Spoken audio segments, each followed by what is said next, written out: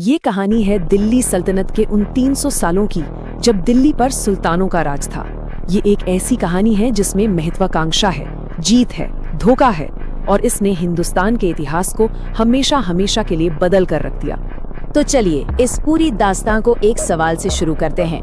आखिर दिल्ली के तख्त में ऐसा क्या था? मतलब पांडवों के जमाने से लेकर मुगलों तक हर किसी को दिल्ली ही क्यों चाहिए थी? ये एक ऐसा इनाम था जिसके लिए एक बेटा अपने सगे बाप तक को मारने से नहीं हिचकिचाता था। दिल्ली सल्तनत की शुरुआत सच कहूं तो किसी फिल्मी कहानी से कम नहीं है। इसकी नींव रखी थी एक ऐसे राजवंश ने जो गुलामों से बना था। जी हाँ, आपने सही सुना। साल 1206 में मामलुक यानी गुलाम राजवंश ने इसकी बुनियाद रखी। तो देखिए, कहानी शुरू होती है कुतुबुद्दीन ऐबक से, जो मोहम्मद गौरी का एक वफादार गुलाम था। उसके बाद आया उसका दामाद इल्तुतमिश, जिसने सल्तनत को सही मायनों में संभाला और राजधानी को लाहौर से दिल्ली ले आया। फिर आई रजिया सुल्ताना और आखिर में आया बर्बन, जिसने अपनी सत्ता बचाने के लिए जासूसों और क्रूरता का ऐसा जाल बिछाया कि उसने दिल्ली पर लोहे की मुट्ठी से राज किया। इन सब में रजिया सुल्ताना की कहानी सबसे अलग और दुखद है। वो एक बहुत काबिल शासक थी, लेकिन उस जमाने का समाज, खैर, वो एक औरत को तख्त पर बर्दाश्त ही नहीं कर पाया। सिर्फ 4 साल के अंदर उनके अपनों ने ही उन्हें धोखा दिया और मरवा दिया। अब बलबन की मौत के बाद मामलुक सुल्तान कमजोर पड़ने लगे, दरबार में साजिशें बढ़ने लगी और इस खालीपन को भरा एक नए राजवंश ने, खिलजी राजवंश। और इन्हीं के साथ सल्तनत अपनी बुलंदियों पर भी पहुंची और क्रूरता के शिखर पर भी। खिलजी सल्तनत का असली चेहरा तो अलाउद्दीन के आने के बाद सामने आया, लेकिन उसके शासन में जमीन आसमान का फर्क था। देखिए, एक तरफ तो उसने मंगोलों को हिंदुस्तान में घुसने से रोका और बाजार में चीजों के दाम कंट्रोल किए, तो वहीं दूसरी तरफ उसने गुजरात से लेकर मदुरै तक राज्यों को बेरहमी से लूटा, दुनिया का मशहूर कोहे-नूर हीरा छीन लिया और लाखों लोगों को धर्म बदलने पर मजबूर कर दिया। उसकी ताकत और अय्याशी का अंदाजा बस इसी बात से लगा लीजिए कि उसके निजी हरम में 70,000 से भी ज्यादा मर्द, औरतें और बच्चे थे। सोचिए, 70,000 लोग जो पूरी तरह से बस उसकी मर्जी पर जी रहे थे। लेकिन कहते हैं ना, हर बुरे सपने का अंत होता है। खिलजी का भी हुआ।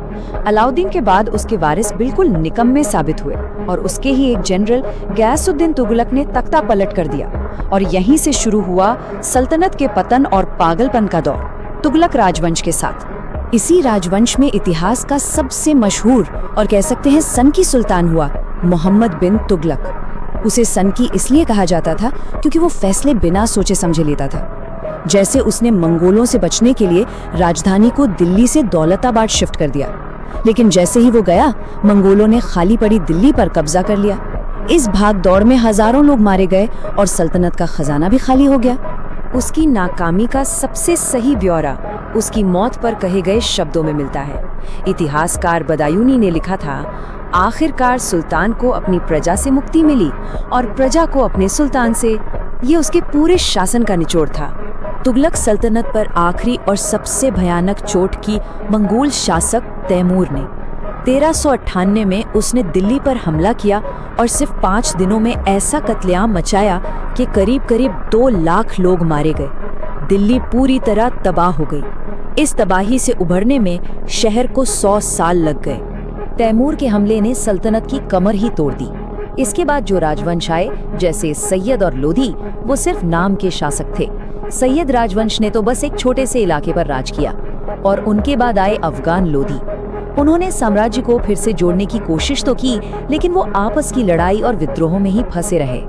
तो इन 300 सालों की कहानी का सार कुछ ऐसा है। मामलुकों ने एक गुलाम से सुल्तान बनने का सफर तय किया।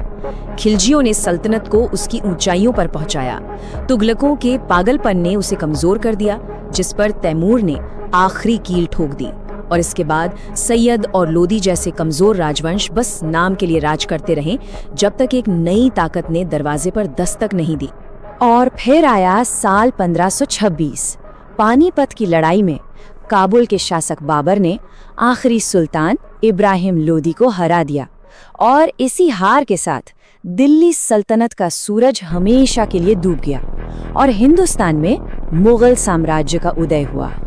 तो चलिए अब अपने शुरुआती सवाल पर वापस आते हैं। आखिर दिल्ली ही क्यों? देखिए, दिल्ली सिर्फ एक शहर नहीं था, वो पावर का सेंटर थी। ये वो जगह थी जहां पूरे हिंदुस्तान का पैसा और व्यापार आके जमा होता था। और सबसे बड़ी बात, इसकी लोकेशन ऐसी थी कि जो दिल्ली पर राज करता वो पूरे उत्तर भारत को कंट्रोल कर सकता था।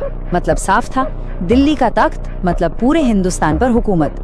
सल्तनत की ये पूरी खूनी कहानी हमें एक सवाल के साथ छोड़ जाती है। ये दिखाती है कि ताकत और गद्दी के आगे सगे संबंधी भी कुछ नहीं होते। तो सवाल ये उठता है कि सत्ता और तख्त के लिए क्या वाकई कोई भी कीमत चुकाना जायज है? अगर वीडियो अच्छी लगी तो चैनल को सब्सक्राइब कर दो ताकि आने वाला वीडियो मिस ना हो।